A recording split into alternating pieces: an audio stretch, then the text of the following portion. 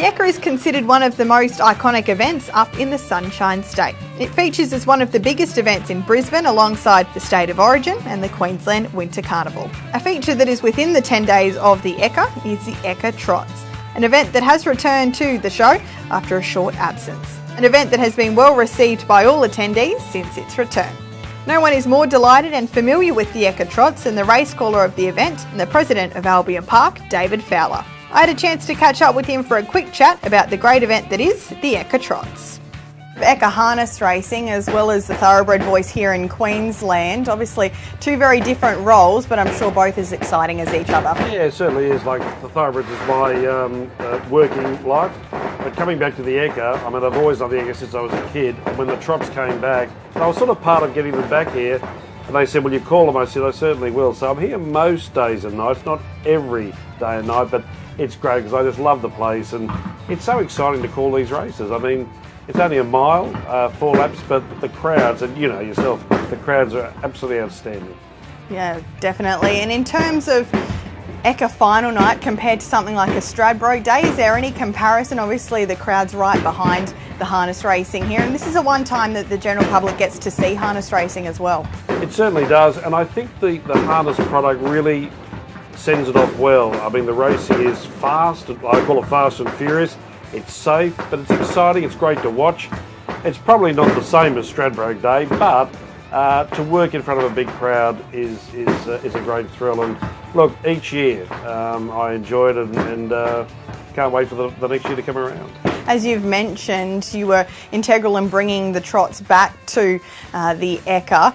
What was it like when you got that phone call? We're going back to the Ekka this year and you're a part of it. Well, I've got to give a lot of credit to Chris Garrard. He was the man right behind it, and he approached me and said, we'll work on this. And we worked with the then councillor, Jan McMillan, who's since retired.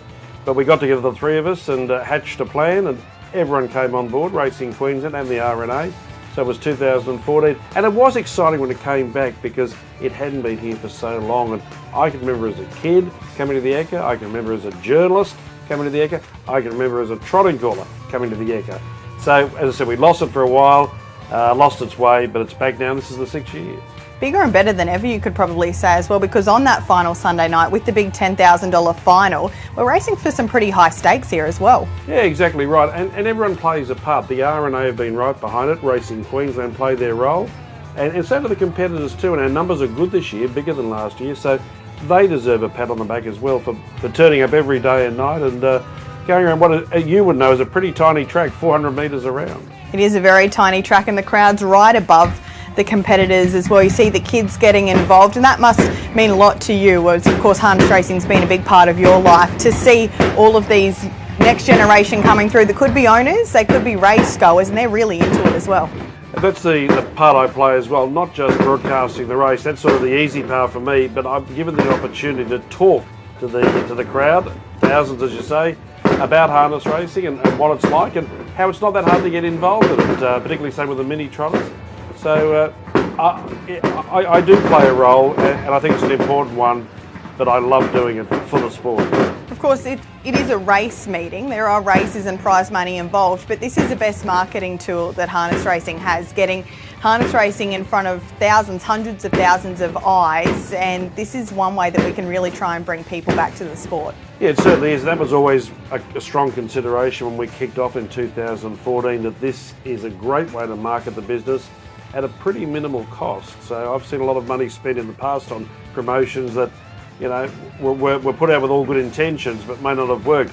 This one, they're virtually getting it for nix. So it's good. And I think, as you pointed out too, it's getting bigger and better than ever. But the other good thing is too that when the Trots came back to the Ekka, country shows decided to embrace trotting as well.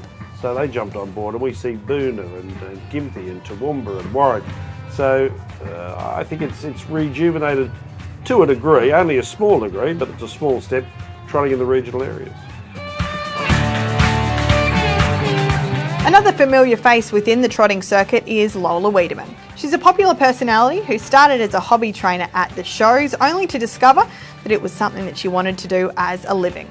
This is what she had to say about the event that gave her the start to a very successful career. Well, Lola, back at the Ekka. It was away for a little while, but it's been back for a few years now. I'm sure it's pretty special to you to be back here. Yep, good. It's always been very good to be back at the show, and you know, it's sort of where we all started, so it's like going back to your grassroots again and starting all over again, yeah. Big crowd here at the Ekka, which we don't see at any other harness racing meeting. I'm sure that makes it even more special as well. It's different, isn't it? Like the atmosphere's there. You get out there and it's like electric, especially when you get to the Saturday nights and Sunday nights and that. It's really good. Yeah. You've brought a few horses in this year, as you do most years. How do you pick the perfect Ekka racehorse? Is there a perfect Ekka racehorse? There is, and to be truthful, I haven't got a perfect Ekka racehorse this year because they're not what I'd really like. Because they've all, yeah, they might have ability and that sort of thing, but they have to have the manners. The manners are the first thing. And the one that won last year, the big race, I couldn't get her here this year, and you know, it's sort of, I was a bit disappointed with that because she was the perfect Ekka racehorse. And you know, this year we got some nice ponies. This old fella's a good pony, and you know, a couple of others there that go good. So I just hope ability carries them through because they haven't got the manners, but they've got the ability. You've won a few Ekka finals now. Good money for these Ekka finals, and they're pretty prestigious as well. Maybe the prestige is more than the money for some of you guys. Yeah, it's good.